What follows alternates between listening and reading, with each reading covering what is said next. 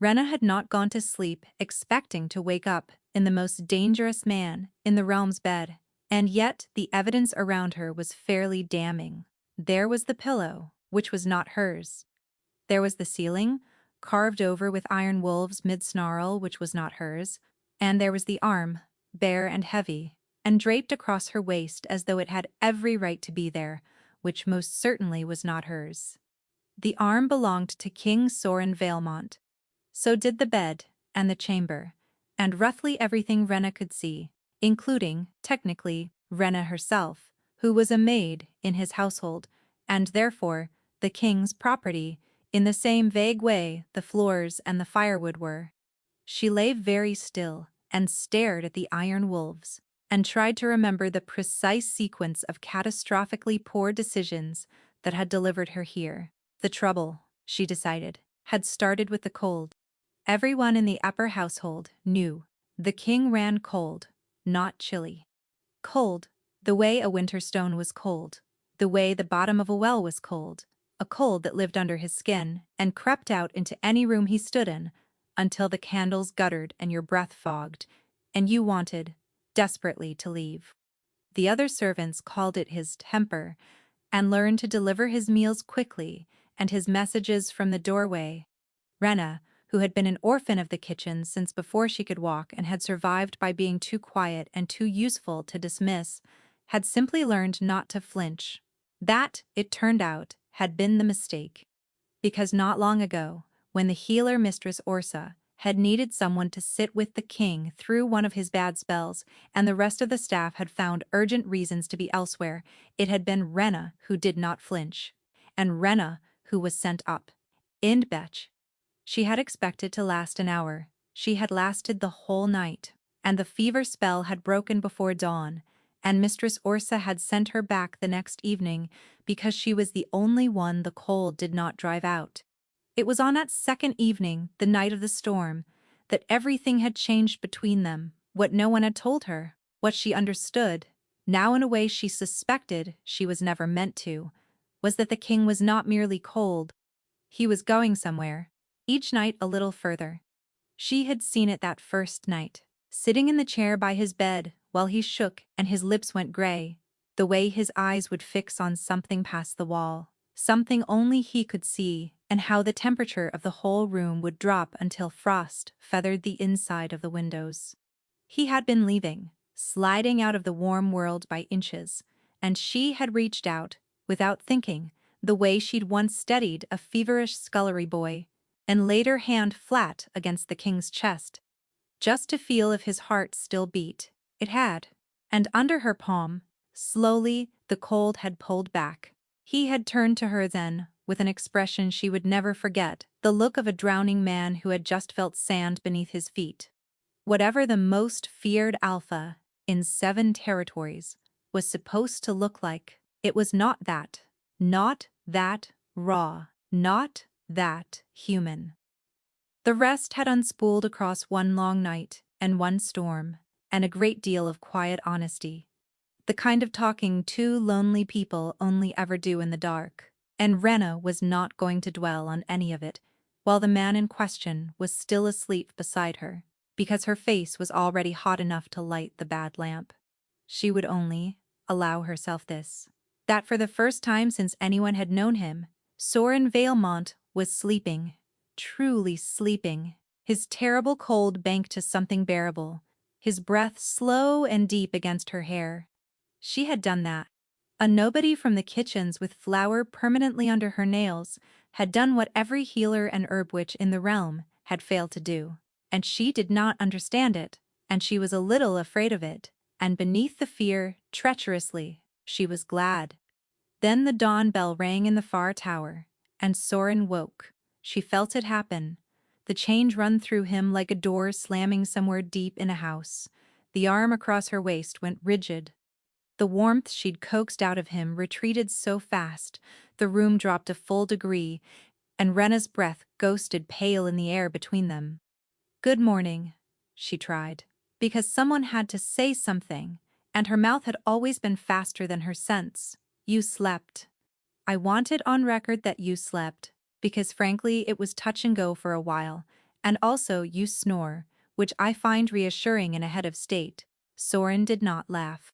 Soren sat up, and the broad line of his shoulders was a wall between them, and when he spoke, his voice was the flat gray of the cold itself. You need to leave. Yes. Of course. The hour, the staff will be, not the chamber. He turned his head. Just enough that she caught the hard line of his jaw, the shadow carved beneath his eye. He would not look at her fully. Brackenford, the border village. There's a cart leaving at the 7th bell. You'll be on it. Rena sat up slowly, clutching the coverlet to her chest, certain she had misheard. You're sending me away. I'm sending you somewhere it can't reach you. A muscle leapt in his cheek. Somewhere I can't. She did not know what it was. She only knew the gray place, past the wall, the thing he stared at in the dark. Your Majesty, Soren, if I've done something. You haven't. And there, for half a breath, the wall cracked. Something underneath it that looked unbearably like grief. That's the trouble. Go, Rena. Don't come back. Don't write. Forget the road here entirely. He stood, pulling on his shirt, with his back still to her, and his next words were so quiet she almost lost them. Let me be the only one it takes, she wanted to argue. She had a great many things she was prepared to say, most of them at volume. But a guard's knuckles were already rapping at the door, and her clothes were being held out to her, and the machinery of a palace that did not care what its maids wanted was already turning. So she dressed with shaking hands, and she was marched down through corridors that had never felt cold to her before this morning, and now felt like the inside of a tomb, and she was put on a cart bound for the edge of the map. As the gate groaned shut behind her, and the towers of Ironreach shrank into the white morning, a strange thing happened. A wave of sickness rose through her, sudden and bone-deep, and the world tilted. She gripped the cartrail and breathed through it, and told herself it was only grief, only the shock of it, only her foolish heart. And underneath, the rattle of the wheels. Faint as a draft under a door, she could have sworn she heard a voice she did not know, murmur, almost gently, from somewhere very far away and very cold, one more for me. Rena pressed a hand to her stomach without knowing why, and did not look back. The cart had not yet cleared the second ridge, when Halen found the king standing at the high window, watching the road like a man watching a wound bleed. Halen had served as beta to House Valemont for 11 years, through the border war and the long grief after it, and he had learned to read his king the way sailors read weather. The set of those shoulders told him everything. So did the frost spidering across the glass, already, before the breakfast bell. You're a fool, Halen said, because someone in this castle had to, and the council certainly wouldn't. You found the one person in the living world who slows it, and you've packed her onto a turnip cart. I found the one person it would take next. Soren did not turn from the window. His breath did not fog.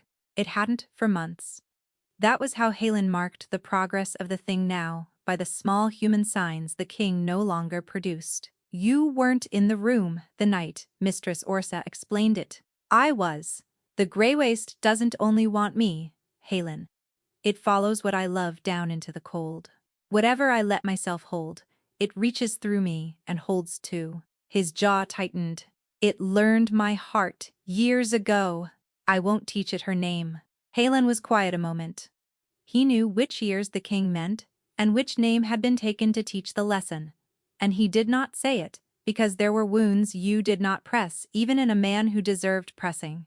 Orsa also said, he ventured instead, that the fading is accelerating, that without something to anchor you, you have months, perhaps fewer. He watched the frost climb another inch up the pane. You had your anchor. You sent it to the border. Then I'll go faster. Soren said it simply, the way another man might announce he'd skip a meal.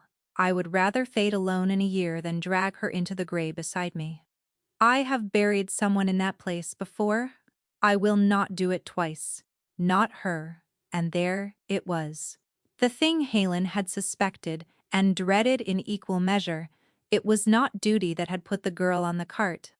It was not the king protecting his crown from the scandal of a kitchen maid in his bed. It was something far more ruinous and far harder to argue with. The Iron Alpha, who had not let a soul touch him in 6 years, had let himself care for a maid in a single night, and his answer to it had been to throw himself on the blade so she wouldn't have to. "You should have told her," Hallen said quietly. "If I'd told her, she'd have refused to go." A flicker crossed the king's face. Gone, almost before it formed. She's stubborn and kind. It's an unforgivable combination. He finally stepped back from the window, and the cold came with him, breathing out into the room. "It's done.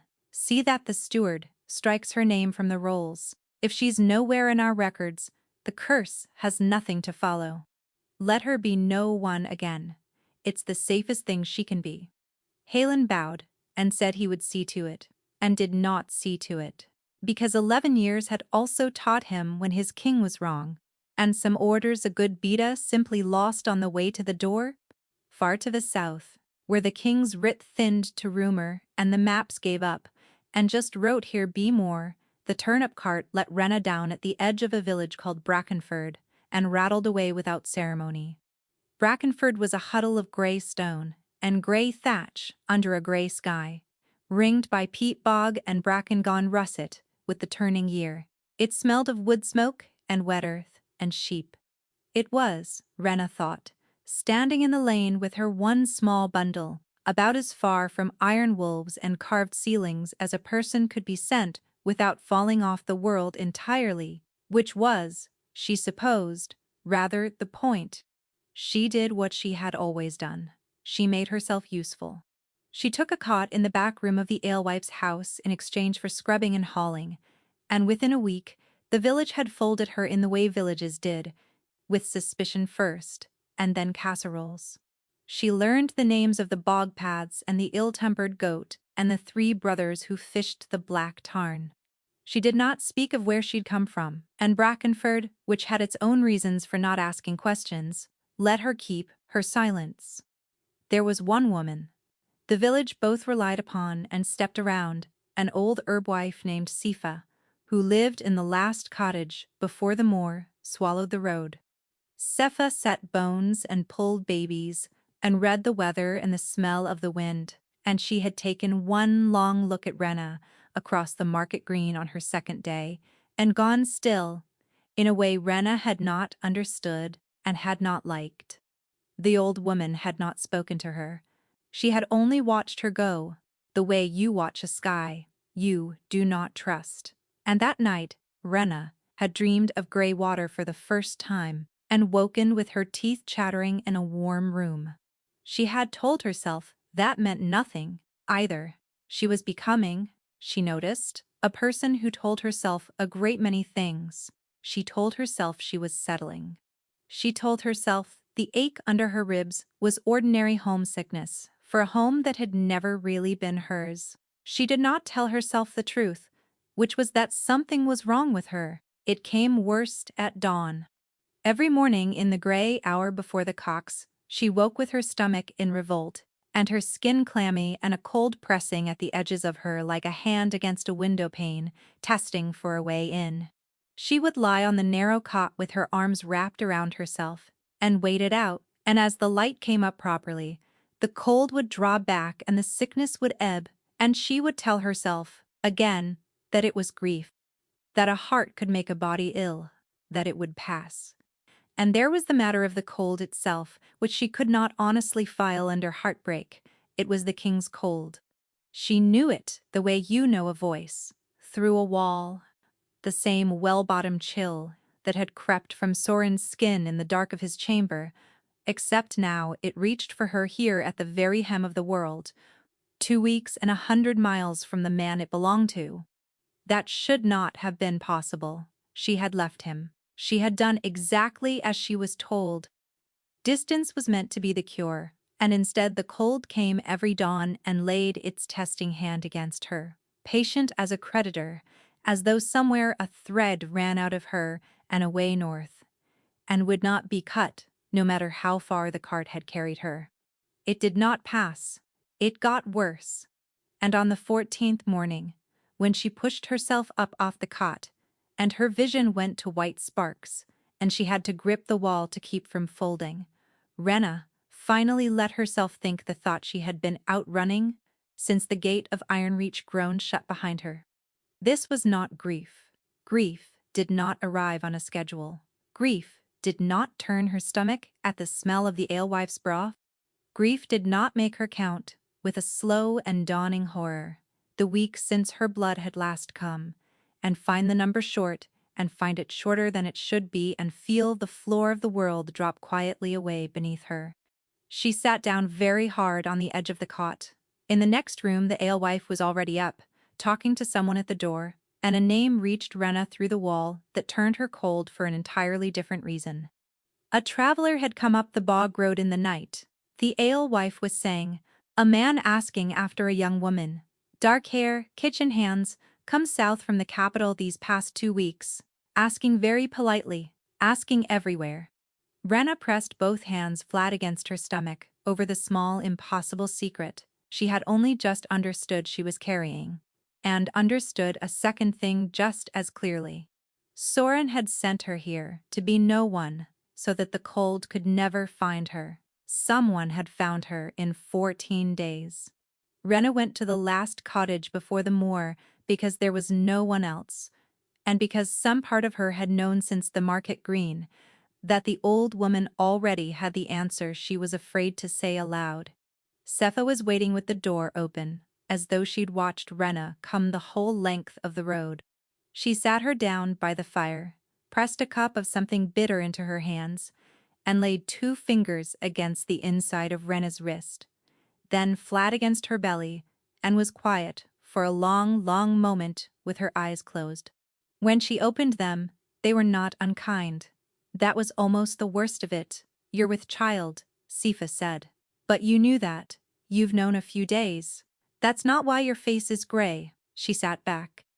You want to know why the cold comes for you at dawn, why you dream of gray water. You're hoping I'll tell you it's nerves, and a girl in your state ought to expect strange dreams. The old woman shook her head slowly. I'll not lie to you in my own house.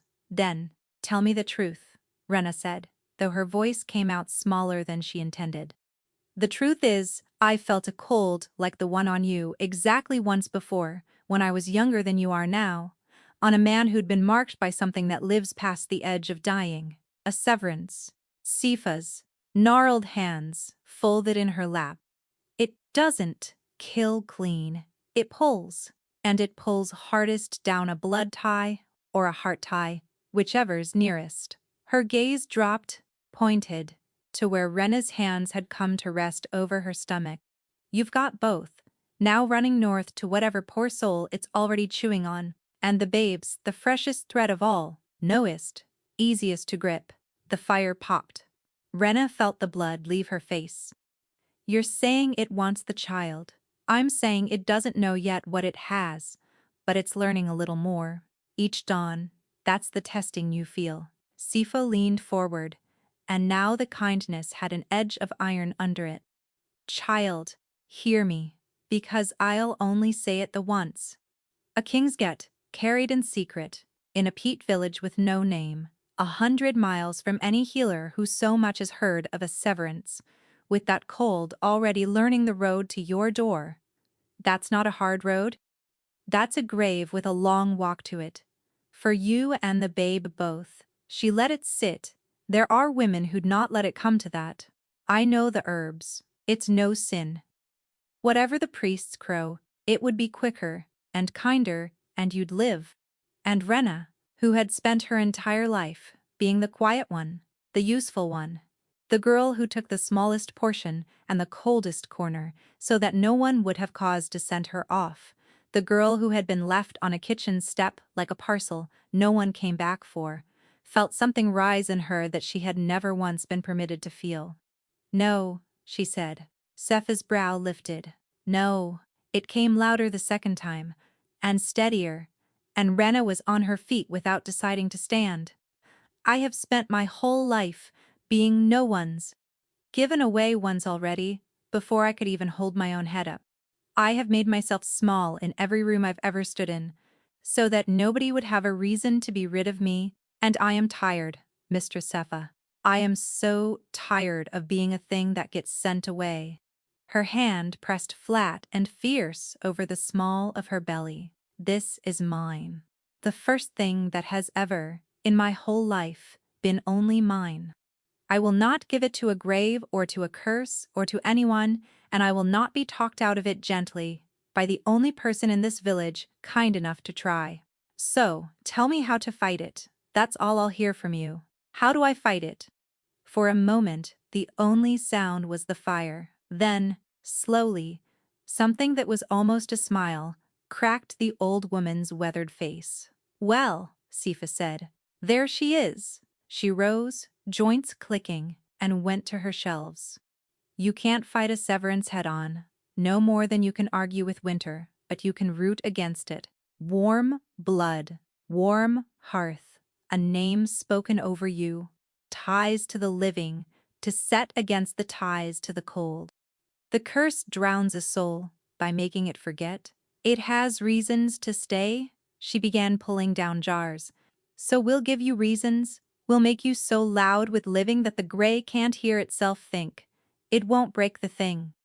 But it might buy the babe the months it needs to be born, and a child born and named and held is a far harder thing for the dark to swallow than one that never drew breath.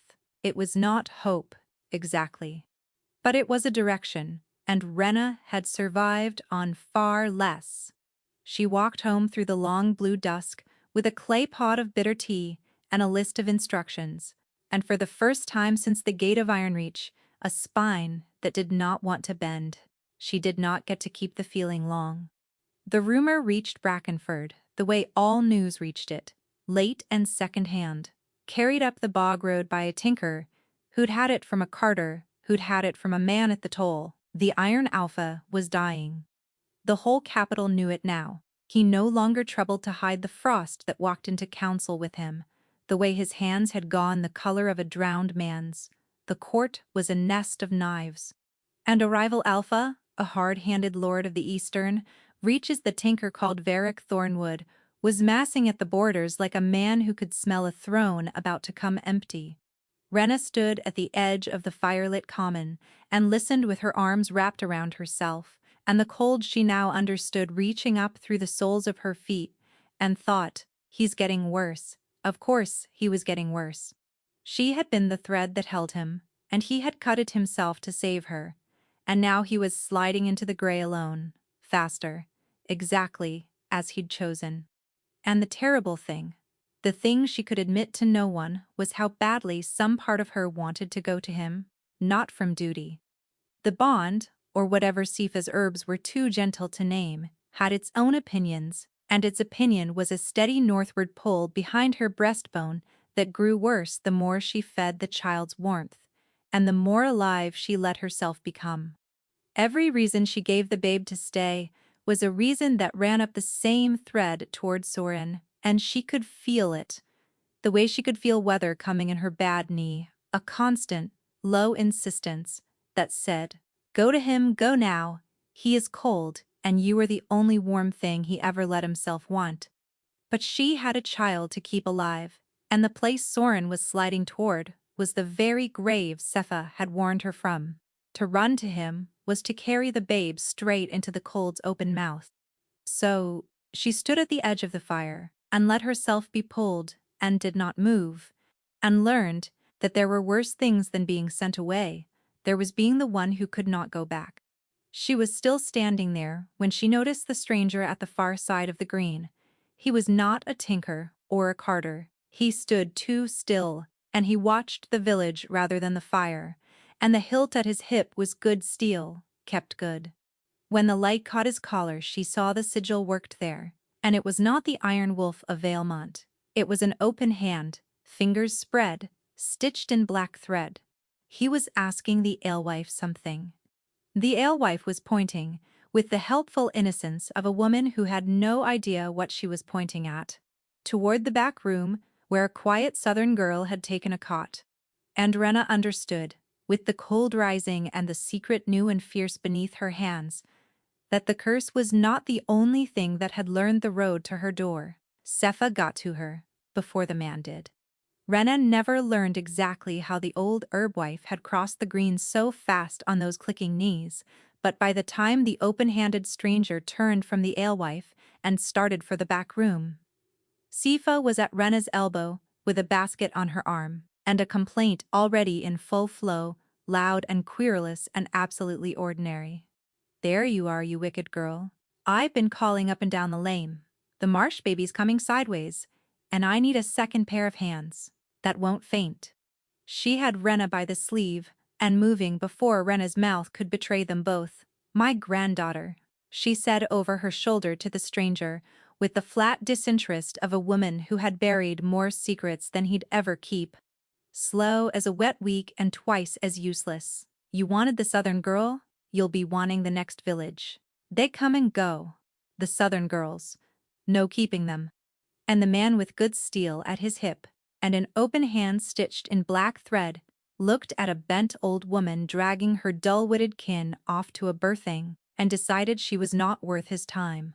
And that was how Rena learned the first useful thing about hiding. You did not hide by being absent. You hid by being too dull to look at twice. In the safety of Sepha's cottage, with the door barred, the old woman set down her empty basket and let the performance fall off her like a wet cloak. "That's Sigil's Thornwoods," she said grimly. "The open hand means he gives quarter, or so the story goes. Don't believe it." She poked the fire to life. "A man like Varric doesn't send riders to the edge of the world for a runaway maid. He sends them for what the maid is carrying. He knows the king's dying. He knows there might be a Violmont seed loose in the realm, and a seed like that is a key to a throne, child. To hold it is to hold the kingdom's tomorrow in your fist." "He wants the baby," Rena said. The words came out very flat, because if she let them be anything else, she would shake apart. "He wants the heir. The babe is just the cradle it rides in. To him you're a strongbox with legs." Seppa's eyes softened a fraction. "Which is why you'll stay close to me, and close to this village, and you'll go on being the dull southern girl with no past and no people. Brackenford's good at keeping its own. We've hidden worse from grander men. 200 miles north, the man the curse was actually eating could no longer hide what it was doing to him." Soren sat through the war council with his hands flat on the table so the lords would not see them shake, and still, the water in the ewer skinned over with ice while he spoke. Halen watched from his shoulder and counted the tells, each one worse than the last. The king's voice had developed a dragging slowness, like a man talking in deep cold. Twice he had lost the thread of a sentence, and stared, at the middle distance, at something past the wall, before clawing his way back. The lords pretended not to notice. The lords were already writing letters east, to Varric Thornwood, hedging their bets against a throne they could all feel emptying. "Send word to the border villages," Soren said when the council had gone. He had to brace a hand on the table to stand, everyone. "Quietly. There's a woman." "You told me to strike her from the rolls," Hallen said carefully. "To make her no one. I know what I told you." The king's gray eyes came up, and for once there was no iron in them at all, only a man drowning slowly in a room full of people who couldn't see the water. "I was wrong. It didn't let her go when I let her go, Halen. I can feel her. Out there in the cold, getting fainter. I made it worse. I cut the rope, and it's dragging us both anyway. Only now she's drowning alone." His jaw worked. "Find her, before I'm too far gone to be any use when you do." So Rena learned to disappear into plain sight. And the strange thing was that the disappearing knit her tighter to the place rather than looser. She mended the alewife's nets and minded the marsh children, who had not in fact come sideways, but were a useful fiction now whenever a stranger passed through. She carried water for the 3 Tarn brothers and let the eldest, who was sweet and shy and entirely unthreatening, walk her home in the long evenings. She let herself be folded into the loud, ordinary warmth of a place where people knew her name and saved her the heel of the bread. It was, she realized one morning, with a jolt, that was almost frightening. The closest thing to a home she had ever had. Safa had told her to be loud with living. She had not expected the living to feel like this. Like a hearth, she was allowed to sit beside, like she had stopped, after 21 years, holding her breath. And in the 9th week of it, standing at the alewife's washtub with her sleeves rolled and her hands red in the cold water, she felt the baby move for the first time. It was nothing. A flutter, a turn, a secret tap, from the inside there, and gone. Rena stood with her hands dripping and her breath caught and a slow, astonished smile breaking over her face. And for one whole minute, the curse and the king and the open hand at the border did not exist. There was only this. A small, fierce someone announcing itself.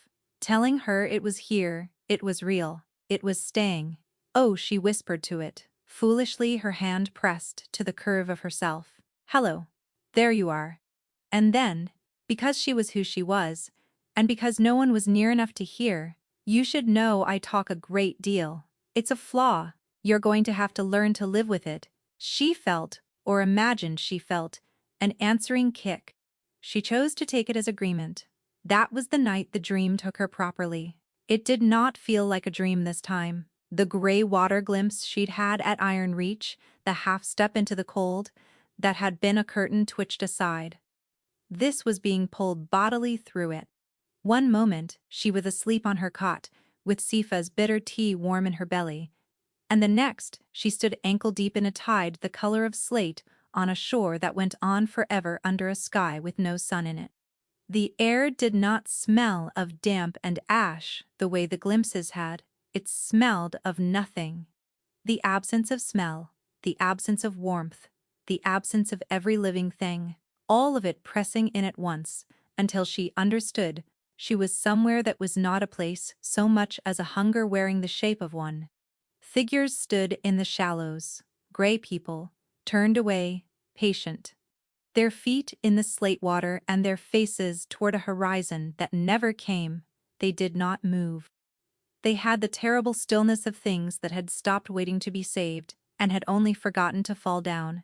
And there, far out where the shore met the colorless sky, stood Soren. He was so much further gone than she'd let herself believe. The cold she'd been feeling at dawn was a single cold finger. This was the whole hand. He stood with the slate tied around his knees and his back to her, and he was gray to the wrist, gray to the throat. The iron of him gone soft and ashen, and he did not turn when she screamed his name, because her voice made no sound here at all. She tried to go to him. The water held her feet like cold tar. And as she fought it, something small moved at the edge of her sight, low to the ground, a smaller gray figure standing apart from the rest, watching Soren the way the rest watched the horizon. And she had the sudden drowning certainty that if it turned around she would not survive seeing its face. It was a child. Or it had been. It stood no higher than her hip, slight and gray, and terribly patient. And where the other figures faced the empty horizon, this one faced Soren, and only Soren, with the unbearable steadiness of something that had been waiting a very long time to be noticed. As Rena strained toward the king, the small gray figure lifted its head a fraction, as if it had felt her looking, and the cold around her doubled, tripled, became a pressure behind her eyes, like a held scream, and a voice that was not the slate tide's and not Soren's. A young voice, soft and almost kind, breathed 3 words across the whole dead shore. You came back. She did not know if it spoke to Soren or to her. She woke screaming, with no sound coming out. Sweat sheeted her, freezing as it cooled. The cottage was dark. Sepha's herbs had burned to ash in the grate, and Rena lay rigid on the cot, with her hands flying to her belly the way they always did now. And she waited for the small, reassuring flutter, the secret tap, the there you are. Nothing came. Her belly was cold to the touch, cold as the slate tide, cold in a way no living warmth should ever be, and beneath her frantic, splayed fingers, the small, fierce someone who had said hello to her over a washtub 9 hours ago. She did not remember crossing the moor to Sifa's door. She remembered the cold under her hands and the word no repeating itself in her skull, and then she was hammering on the last cottage before the world ended barefoot, in her shift, with frost in her hair. Siva took one look at her and did not waste breath on questions. She got Rena onto the cot by the fire, and her own seamed hands flat against the cold curve of her belly, and she began to work, and it was not gentle. She built the fire to a roar. She wrapped Rena in every blanket and fleece in the cottage, and pressed hot stones along her sides. She made her drink something that scalded, going down and tasted of iron and rosemary, and all the while she talked, low and fierce and unceasing, not to Rena, but to the small still thing inside her. "No you don't," the old woman muttered. "No you don't, you stubborn little spark. You've a mother who fought the whole gray world to keep you. You'll not slide off. Now come back. Come back to the warm. There's a name waiting for you, and a fire lit, and people who'll be glad. Come back." For a long, long hour, nothing. And then, under Sifa's hand and Rena's held breath, a flutter, weak, reluctant. But there, a turn, a secret tap, the smallest tetchy kick, as if the babe were cross at being hauled back from somewhere quiet. Rena burst into tears and could not stop. "There," Sifa breathed, sitting back at last, gray-faced with effort. "There." Loud with living, it worked. This once, Rena repeated, hearing what the old woman hadn't said. Not the next time. Sefa was quiet. When she spoke again, her voice had lost its fierceness, and what was left underneath was worse. "I've been wrong about one thing, child, and I'll not be too proud to say it. I thought distance was your shield. Get you far from the cursed man, I thought, far from the source of the cold, and the babe would be safe to grow." She shook her head slowly. "But it isn't a fire you've got to get clear of, it's a rope. You're tied to him, the two of you, tied the day that child was made, and the rope doesn't care about miles. Out here, you're just the far end of it, freezing in the dark, with no warmth coming back the other way. The cold doesn't pull less the further you run, it pulls more, because there's less and less living between the two ends to hold against it." Rena's hands tightened in the blankets. "Then what do I do?" "The thing every sense in your body is screaming against." Sefa met her eyes. "You go to him, you make the rope whole. 2 warm ends instead of 1 frozen one. Both of you loud with living. And the babe slung safe in the middle of it instead of dangling off the edge alone." She exhaled. "It's a fool's hope, and it might be a grave for all 3 of you. But staying here is a grave for certain, and it's a slow one, and I'll not watch you dig it." So, Rena, who had been sent away to be no one in the dark, made the only choice left to her, which was to walk back into the cold on purpose, toward the man who had broken her heart trying to save it, carrying the secret that could doom them all and might just save them. She left at dawn. The village did not let her go empty-handed. The alewife pressed bread and hard cheese on her. The Tarn brothers' mother gave her a good wool cloak that had been her own mother's. The shy eldest brother walked her to the edge of the moor and did not ask her to stay, only said gruffly, "You come back if it goes wrong. There's always a place." And Rena, who had spent her life with no place anywhere, had to look at the sky for a moment before she could thank him. The road north was the worst 9 days of her life. She kept to the verges and the cart tracks and slept in haylofts and under hedges, and twice she saw the open hand on the road and folded herself into ditches until the riders passed, her heart slamming, her hand pressed to her belly, whispering the loud with living nonsense Sefa had taught her. Varrick's men were everywhere now, casting up and down the south like a net being drawn tight, and she understood that the king's secret was a secret no longer, that the whole realm was hunting the same small warmths she carried under her ribs, some to cradle it and some to cage it, and some, she did not doubt, to make very sure it never drew breath at all. She was 3 days from Iron Reach, half-starved and shaking with a cold that was no longer only the weather, when the riders finally ran her down. They came out of a gray morning fog on the old toll road, 4 of them, and there was nowhere to fold herself away. Rena ran, which was absurd, a half-starved pregnant woman running from horses, and she made it perhaps 40 paces before a gloved hand caught her cloak and hauled her around. And she did the only thing left, which was to wrap both arms around her belly and curl her whole body over the child like a shell. Steel rang. Someone shouted. The hand let go. When Rena dared to look up, the 4 open-handed riders were down or fleeing, and standing over her with a drawn blade and an expression of profound and exhausted relief was a man she had last seen in the corridors of a palace she'd been marched out of, a man with a beta's bearing and 11 hard years on his face. "You're a great deal of trouble to find," Hallen said, sheathing his sword. "For someone he ordered me to forget." He crouched, and his hard face did something complicated. "He's been calling for you. At the end of every night, when he thinks no one's near." "He doesn't know I heard." He looked at the way she was still curved protectively over herself, and understanding moved across his features, and then something like awe. "Oh," he said quietly. "Oh, he has no idea, does he?" "No," Rena whispered. "He doesn't." Halen stood and held down a hand to her, and for the first time in 100 miles, she let someone help her up. "Then we'd best hurry," the beta said, "because the king has perhaps 2 nights left in him, and he is going to want to be awake for this." He put her on his own horse, and they rode through the day and into the dark, and as they rode he told her the things she had been too far away to know.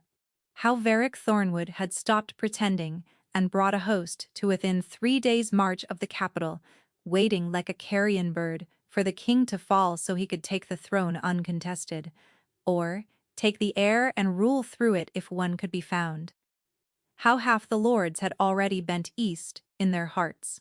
How Mistress Orsa, the court healer, had sat with Soren every night these past months, and watched the gray climb him inch by inch, and had run out of every remedy in the world but one she would not name, because she did not believe it could be found in time.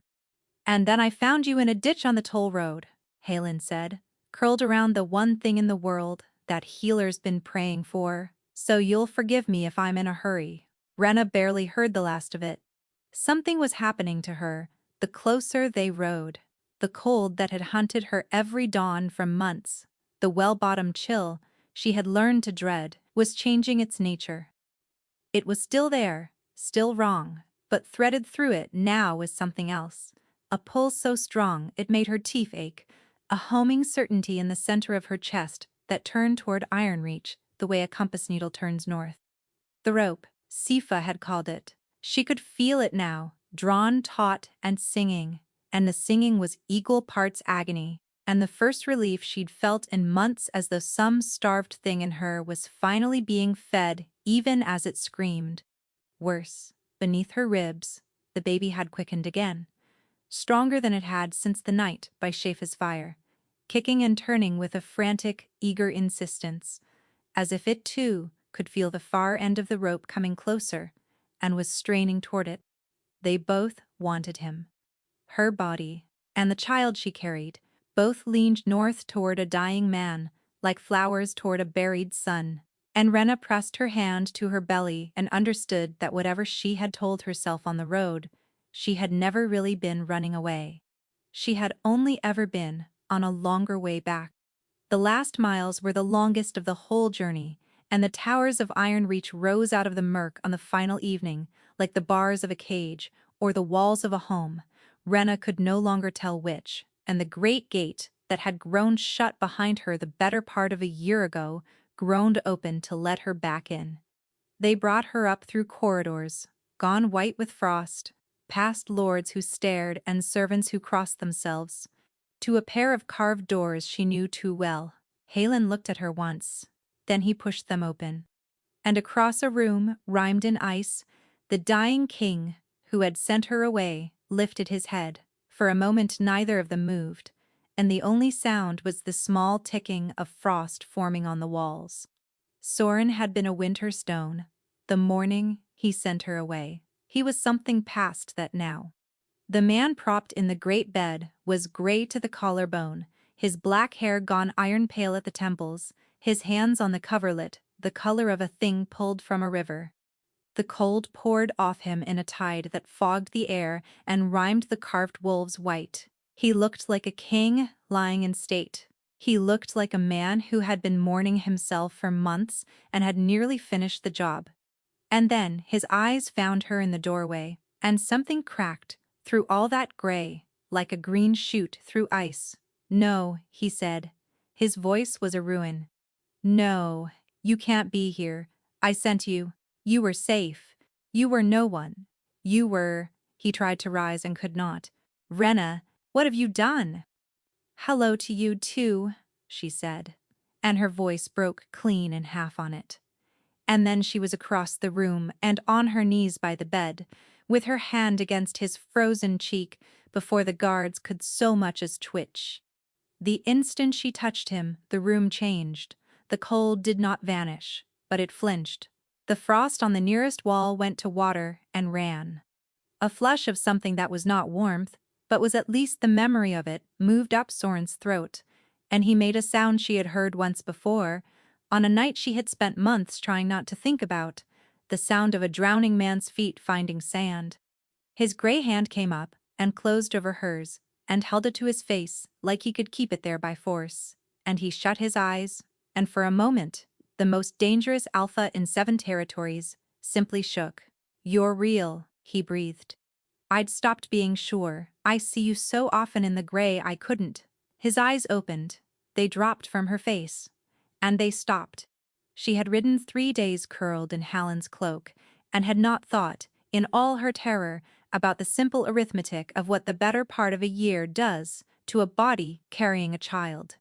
But Soren was looking now at the unmistakable curve of her beneath her mother's borrowed wool, and she watched the understanding arrive in him the way you watch a wave arrive from very far out, slow, and then all at once and impossible to stop. He did not say, "Is it?" He was not a fool, and the cold tells its own truths. She saw the moment he felt it. The third small warmth in the room, the newest thread, the one the gray had been straining toward at the edge of his every nightmare for months. His face did something she had no word for. It was joy, and it was horror, and it was grief, all wearing each other's clothes. "That's why," he whispered. "That's what it's been reaching for."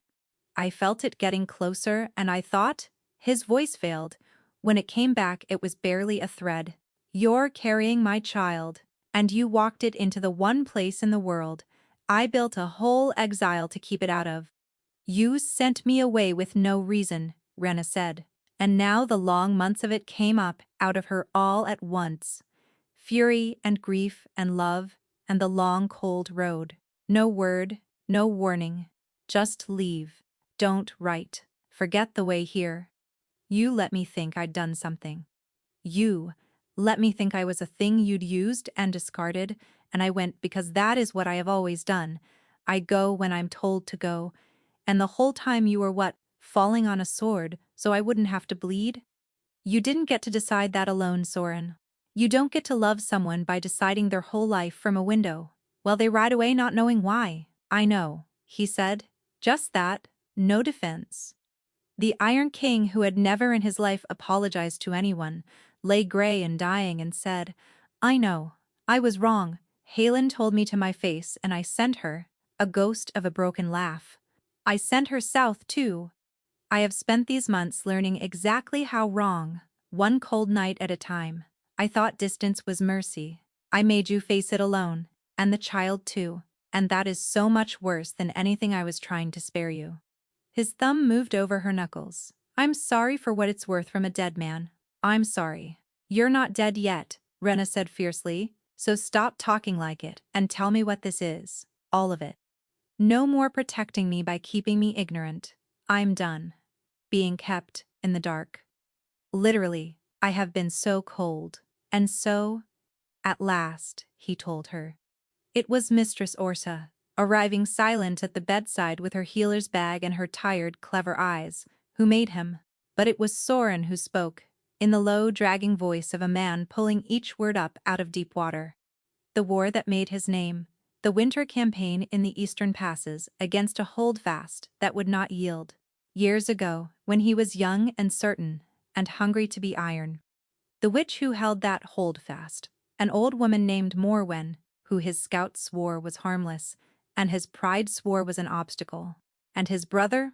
His younger brother, Dane, 16, and laughing, and only there, because he'd begged to ride at the great Soren Vailmont's side, who had been with the forward camp the night the passes, flooded with snow, and the holdfast made its last sally.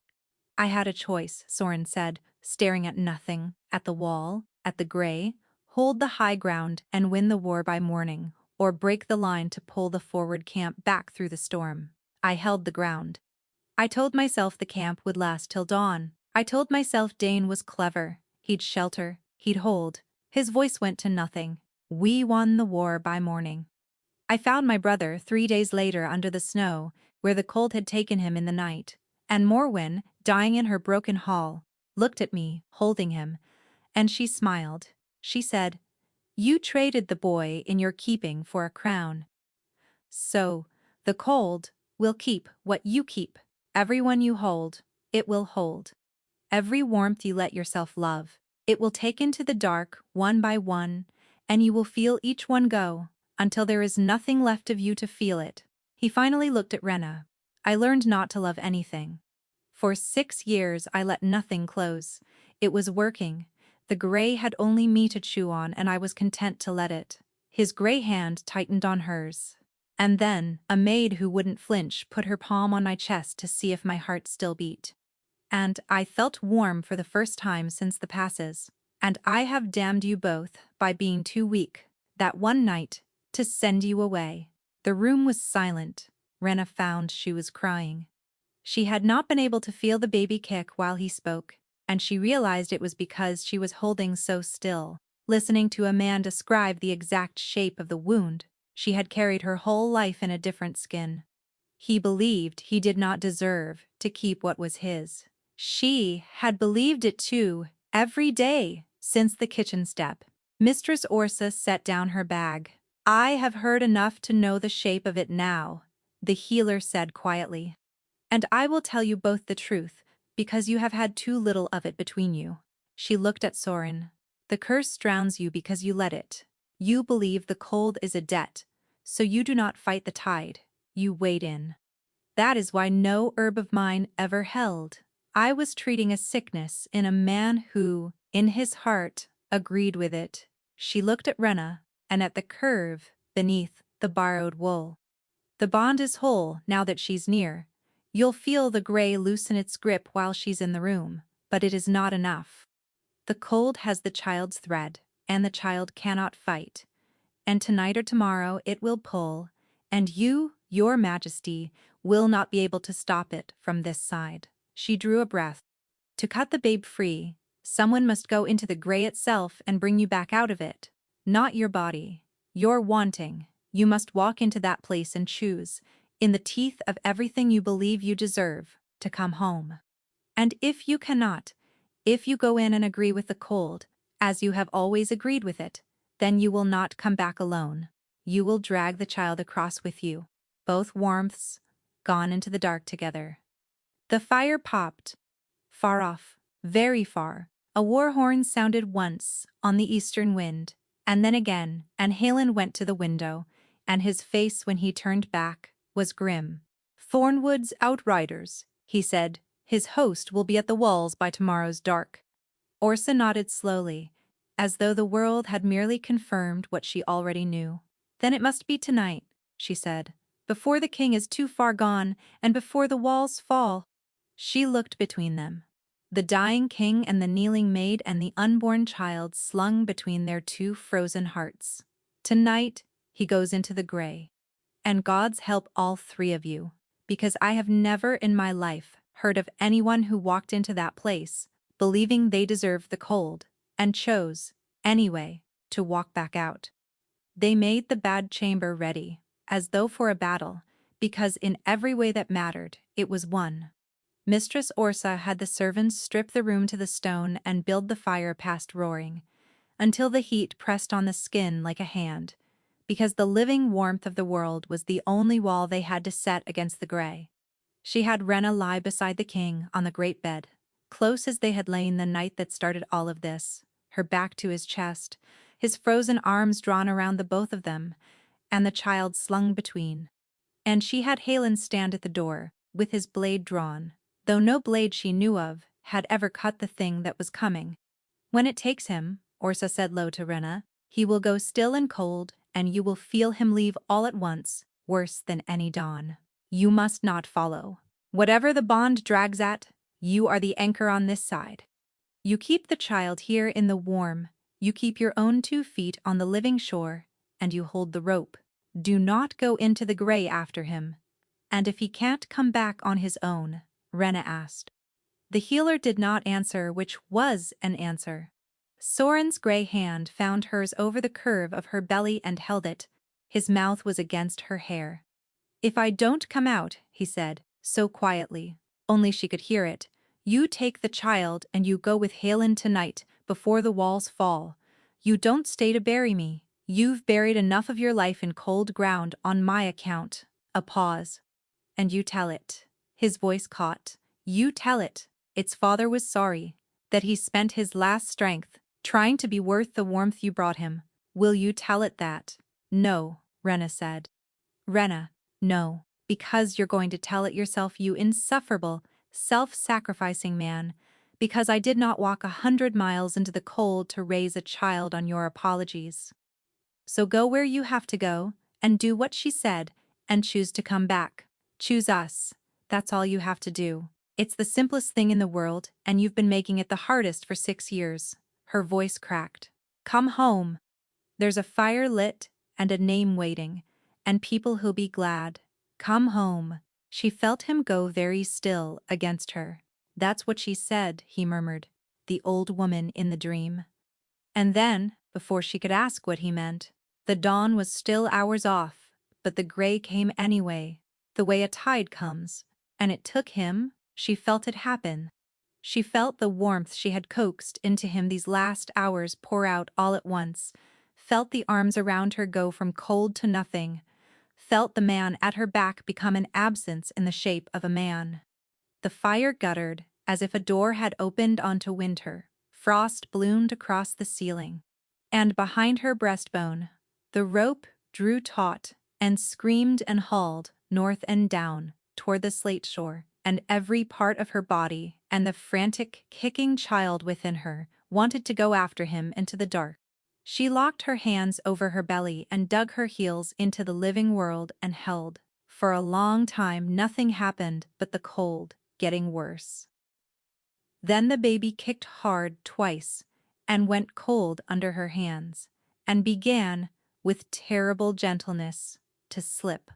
She understood in an instant what was happening, because she had felt it once before by Seifa's fire, only there was no Seifa here and no hour to spare. The gray had not been able to take Soren's wanting alone, so it had reached past him, down the rope, for the easier thread. It was taking the child to make him follow. It was going to drag the babe across to bait the father and Orsa's one rule, the single thing the healer had begged of her, do not go into the gray, was suddenly the one thing Rena could not obey, because the alternative was to lie warm and safe on the living shore and feel her child pulled out of her body into the dark alone.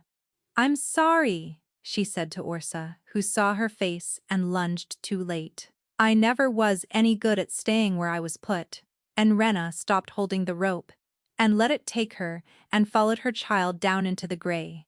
The living chamber vanished between one heartbeat and the next. She stood ankle-deep in the slate tide under the sunless sky, and it was exactly as the dream had been, except that it was no dream. She was here in her body, in her cloak, the cold going through her like wet knives, her breath making no fog, because nothing in this place was warm enough to fog against. The gray figures stood in the shallows, with their backs to her, patient, endless, and far out, where the shore met the empty sky, 2 figures stood together. A gray man sunk to the knees in the tide, his head bowed, and beside him, small and slight, and holding his enormous hand in its little gray one, a boy of about 16, with a face she had never seen and knew at once. Between the man and the boy, cradled in the boy's other arm, wrapped in nothing, was a baby, her baby. Already born, here, in this place, where things did not work the way they worked in the living world, taken from her body, and given shape on the far shore, small and gray and silent, not crying, its eyes open on the empty sky. Rena began to run, and the tide fought her, and she ran anyway. She had thought the boy's face would be a horror. It was not, and that was the cruelty of it. Dane had his brother's dark hair and none of his hardness. A boy caught forever on the edge of a laugh, and he watched her come with a patience worse than any malice. The patience of someone who had waited a very long time and had all the time there was. "You shouldn't be here," Soren said without lifting his head. His voice came from very far down. "You have to go back. You have to hold the rope broke," Rena gasped, reaching them, and she did not touch the baby, because some instinct told her that to snatch would be to lose. "It took the baby to make you follow, so I followed first." "Soren, look at me." He would not. He stared at the tide around his knees, and the gray had climbed him even here, to the jaw now, to the cheekbone, and she understood she had minutes, perhaps less. "He can't hear you yet," the boy said. His voice was the soft young voice from the dream. "He only hears me. He's been listening to me for 6 years." Dane looked up at her with his brother's eyes. "I'm not the one hurting him. Everyone thinks the ghost is the one hurting him. I only say what he already believes. Watch." He turned to Soren and said, gently, terribly, "You left me in the snow to win your war. I left you in the snow to win my war," Soren repeated tonelessly, the words worn smooth as a stone by 6 years of saying. "You trade the ones in your keeping for crowns. I trade the ones in my keeping for crowns. So you'll leave this one too. That's what you are. You know it. Lie down in the cold where you belong, and stop pretending you were ever allowed to keep something warm." And Soren, gray to the eyes, began to kneel down into the tide. "Stop," Rena said. "Stop. Both of you. Stop." And she did the only thing she had ever been good at. She talked. "You want to know what he is? You've been telling him for 6 years, and you've got it wrong. So let me. He's a man who is a boy himself, given an impossible choice by a war he didn't start, who made the wrong one, and has been paying for it every single night since, which is more than most men pay for anything." She was crying, and her voice did not shake. "You didn't trade him, Dane. You lost him. Those aren't the same, and you have spent 6 years letting the cold pretend they are." The boy's patient face flickered. For the first time, the tide around them stilled. "You don't know what he did," Dane said, and now there was something under the softness, something young and hurt and real. The boy who had died alone in the snow, still waiting under all of it for the brother who never came. "You don't know what it's like to be left." And Rena laughed. A wet, broken sound. Because of all the things the cold could have said to her, it had chosen that one. "Oh, sweetheart," she said. "I'm the wrong woman to tell that to. I was left on a kitchen step before I could walk. I spent 21 years being the girl nobody came back for. I know exactly what it's like to be the one in the snow." She stepped closer into the tide, until she stood between the drowning man and the gray boy holding her silent child. "And I'll tell you what I learned, at the very end, too late, from an old woman and a fool of a king. Being left doesn't mean you deserved it. It never once meant that. Not for you. Not for me." Her voice broke fully now. "You didn't deserve the snow, Dane. And he doesn't deserve the cold. And neither of us gets to keep believing we're the thing nobody's allowed to come back for. I came back. Look, I'm standing in it." Soren, sunk to his chest in the slate tide, went still. "Rena," he said. Her name, not the boy's script. Her name, in his own voice, surfacing. "There you are," she wept. "There you are. Now do the hardest thing you've ever done. Soren Vielmont, harder than any war. Don't win. Don't sacrifice. Don't fall on the sword. Just decide you're allowed to walk out of here with your family. Say it. Say you're allowed." And the gray boy turned his ancient, patient face up to his brother and waited, holding the baby, to see which voice the king would answer. For a long moment the king did not speak, and the tide rose another inch, and Rena thought she had lost. Then Soren Vailmont, who had won a war and lost a brother and spent 6 years agreeing quietly with his own death, lifted his head out of the gray and said the hardest sentence of his life. "I'm allowed to keep them." It was not a shout. It was barely a whisper, but the slate tide flinched from it as though he'd struck the surface with a torch, and the gray that had climbed him to the eyes retreated a hair's breadth down his throat. "I couldn't save you," he said, and now he was speaking to Dane, to the boy at last, and not to the boy's script, and his ruined voice was thick with 6 years of held grief. "I have told myself every night that I chose the crown over you, because that was a sin I could punish, and the truth was worse, and I couldn't bear it. The truth is, I was young, and I was certain, and I made the wrong call, and you died for it, and there was no trade and no lesson and no justice in it. You just died. My little brother died in the snow, and I couldn't stop it. And no amount of me freezing to death, slowly for the rest of my life, will thaw you out." Tears stood in his gray eyes, and did not fall, because tears could not fall in that place. "I'm sorry, Dane. I'm so sorry. I would give the crown back 100 times, but I can't, and dying here won't give it back either. It just leaves another child in the snow." He looked at the baby in his brother's arms. "I'm done, leaving children in the snow. Give her to me." The gray boy looked at his brother for a long, long moment. And then something happened in Dane's patient face that Rena would spend her life trying to describe and never quite manage. The waiting went out of it. 6 years of terrible patience, simply set down, like a weight a child had held so long he'd forgotten it wasn't part of him. What was left underneath was just a boy, cold and alone and afraid, who had wanted, more than he had wanted, to punish anyone, only to hear his brother say his name and mean it. "You came back," Dane said. The same 3 words from the dream, but they were not an accusation now. They were wonder. "I came back," Soren said. "I'm sorry it took me so long.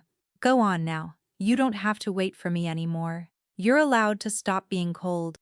His voice gentled to something Rena had never heard from the Iron Alpha, and would only ever hear again in a nursery. "Go on, Dane. I've got it from here." The boy smiled. It was his brother's rare smile, the one Rena had glimpsed exactly once across a washtub of years, and would see again someday on a small new face. He stepped forward and put the baby into Soren's arms, and the moment the child left the gray boy's hands, it took a great shuddering breath and began furiously to cry. A hot, outraged living wail that had no business in that silent place. And the gray shore broke apart. The slate tide went to light. The patient figures in the shallows turned, all of them at last, away from their empty horizon, and one by one, they were simply not there anymore, released, gone, wherever the truly mourned are allowed to go. Dane was the last.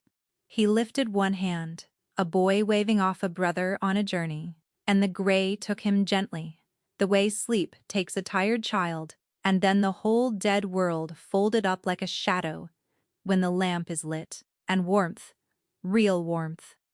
Rena woke on the great bed with the fire blazing, and her body her own again, and a newborn screaming on her chest. She was born, truly born, in the same instant she'd drawn breath on the far shore, and the room was chaos. Orsa shouting for cloths, and Halen, white-faced at the door, and the baby red and furious and utterly, gloriously alive. But Rena had eyes only for the man beside her, because Soren Vailmont had opened his eyes, and they were not gray, they were dark, warm human brown, the color they must have been before the passes, before the snow, before 6 years of winter. Color bloomed back into his face as she watched, into his lips, into the hands that came up to cradle the wailing child, as though it were made of glass and gold. He was crying. The Iron Alpha was crying, openly, without shame, tears running freely, because they could fall now, in a warm room, in the living world. She's loud, he managed, wet and wondering, looking at his daughter. She gets that from me, Rena said, and laughed, and cried, and reached for them both. The moment did not last, because moments like that never do, because a war horn sounded from the walls, and Helen swore and remembered that a hostile army did not politely wait out a miracle. Varric Thornwood's host had reached the gates in the night, come to take a dying king's empty throne. But the king was not dying, and the throne was not empty, and when Soren Valemont walked out onto the frost-free battlements an hour later, with warmth pouring off him and his warm brown eyes hard as they had ever been, the story that ran through both armies faster than any herald was the same. The Iron Alpha, who all the world knew was days from the grave, stood on his own wall, with color in his face and his beta at his side, entirely, impossibly alive. Varric Thornwood was many things, but he was not a man to break a host against a wall for a throne that was plainly, warmly occupied. A siege of a dying man was a bet. A war against a living king, with the loyalty of his people, and no succession crisis to sell, was a different arithmetic entirely. His outriders were still testing the gate when his main column began, quietly, to reconsider. By the second morning, the eastern host had melted back the way it came, and Varric sent, in place of an assault, a stiff and careful letter proposing terms, which is the way of ambitious men who have missed their moment. They discover, overnight, a deep and abiding love of diplomacy. It would be pleasant to say the healing was instant. It was not. That is not how any of it works, and Rena had lived too long on hard truths to pretend otherwise. The curse was broken and the gray never took him again. But 6 years of winter do not thaw out of a man in a night. There were mornings, that first season, when Soren woke reaching for a cold no longer there, when the old certainty crept back that he ruined what he held. Rena learned the look, and learned the one thing that broke it. Put their daughter in his arms and talk at him about nothing until the corner of his mouth gave way.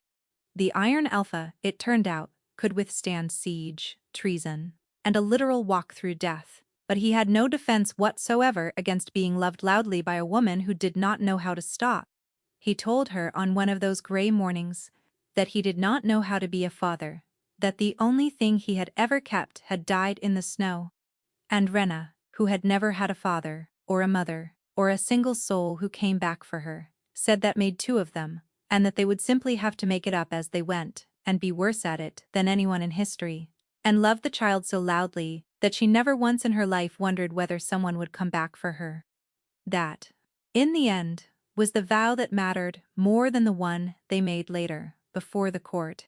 They named the baby Ilya, which meant nothing grand, and was only a small warm sound that Rena liked, and Soren could say without his voice breaking, and she was, from the very first hour, exactly as loud as promised. She would not be put down. She would not be quiet. She screamed the palace awake at dawn with the outraged vigor of a child who had spent one instant in a silent gray place and intended never to be silent again. And Soren, who had not slept a full night in 6 years and then had learned to sleep only with Rena's warmth at his back, discovered a new and total inability to sleep through his daughter's smallest complaint, and did not mind it even slightly. He would carry her the length of the frost-free corridors in the blue hours, this enormous gray-templed king in his shirt-sleeves, murmuring the kind of tender nonsense that would have made his war council faint. And Rena would lie in the warm bed and listen to the two of them, and think that she had once been a girl who scrubbed floors so that no one would send her away, and that she had stopped at last, holding her breath. Mistress Sifa came north when the roads cleared, summoned by a royal letter and a very good horse, and pronounced the child obscenely healthy, and the king surprisingly tolerable, and the whole affair the most ridiculous thing she had witnessed in 60 years of witnessing ridiculous things. She stayed. Someone had to teach the queen's household which end of a swaddle was which, and Sifa had decided, somewhere on the long road up, that she was not finished with the loud southern girl who had refused, in a peak cottage at the edge of the world, to be talked gently out of her own life. Halen stood as the child's sworn shield, and wept during the ceremony, and denied it afterward to anyone who asked, and the court, of course, whispered, a queen who had been a scullery maid, a crown princess, born in a single impossible night, out of a woman, with no name and no house and flower, still, somehow, under her nails. It was a scandal, and it would go on being a scandal for years. And the great families would go on finding it distasteful right up until the moment they wanted a favor. Rena found she did not much care. She had spent her whole life being no one in rooms full of people who mattered. She discovered she was entirely unbothered by being someone in rooms full of people who did not. A year on, there was a night like any other. The fire was low, and the child was finally, miraculously asleep in the next room, and Soren lay with his head on Rena's shoulder, which was a thing he did now. This man, the whole realm still believed to be made of iron and winter. His warm weight pressed her into the pillows. His breath was slow and deep against her throat. Somewhere below them, the palace kept its watch, and beyond the walls, the realm turned in its sleep, and none of it knew that its most dangerous king was at this moment drooling faintly on his wife's collarbone. You're heavy, Rena informed the ceiling. Said the king of Ironreach, not moving. I want it on record that I have become a pillow, that this is what I am now, a national resource. Spodie? He said again, and she felt him smile against her skin, and she gave up, because she did not actually want him to move, because she had spent 21 years alone in cold corners and would happily be crushed under the warm weight of her own family for the rest of her natural life. Some nights, the gray still called him. She knew it when it came, felt the old cold ghost at the edges of him in the dark, and on those nights, she would take his hand and hold it to the curve of her, the way she had that first impossible night, and remind him in a low, relentless murmur of every warm reason he had to stay. A fire lit, a name waiting, a loud, furious, gloriously alive daughter who would not thank him for freezing to death, people who would be glad, and every night, still, always, he chose to stay.